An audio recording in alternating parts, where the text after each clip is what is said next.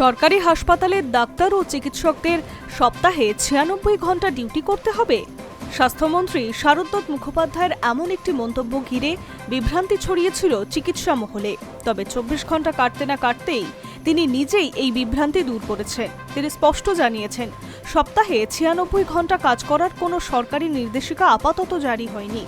আসলে চিকিৎসকদের প্রতি মন্ত্রীর বার্তা ছিল তারা যেন সপ্তাহে অন্তত ৯৬ ঘন্টা নিজেদের পোস্টিং বা ডিউটি স্টেশনে উপস্থিত থাকেন, যাতে আপৎকালীন পরিস্থিতিতে হাসপাতালে দ্রুত পৌঁছানো যায়।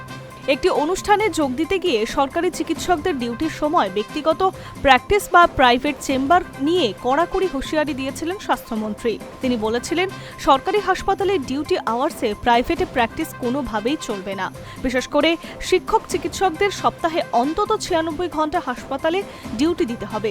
তিনি মনে করিয়ে দিয়েছিলেন যে সাধারণ মানুষকে সঠিক পরিষেবা দেওয়ার জন্যই সরকার চিকিৎসকদের বেতন দেয়। ফলে হাসপাতালের অফিস আওয়ার্স বা নির্দিষ্ট শিফটের সময়ে বাইরে প্র্যাকটিস করা আইনগত বা নৈতিকভাবে ভুল।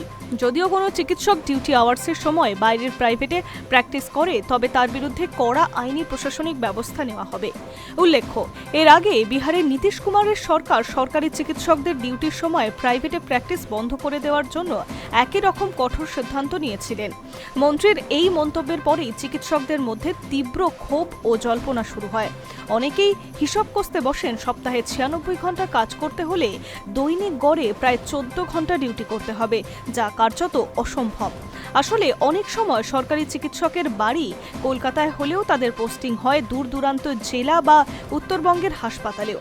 অভিযোগ রয়েছে, বহু চিকিৎসকই সপ্তাহে মাত্র ২ থেকে ৩ দিন হাসপাতালে কাটিয়ে বাকি সময়টুকু নিজেদের শহরে ফিরে আসেন।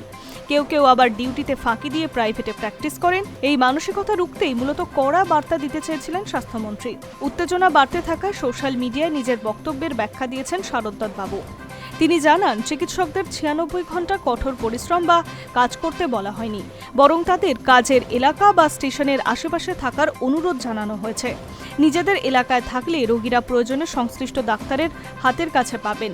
একই সঙ্গে স্বাস্থ্যমন্ত্রী জানান, এই বিষয় নিয়ে যদি কারোর মনে কোনো প্রশ্ন থাকে তবে তারা তার সঙ্গে সরাসরি যোগাযোগ করে কথা বলতে পারেন। Hi news network.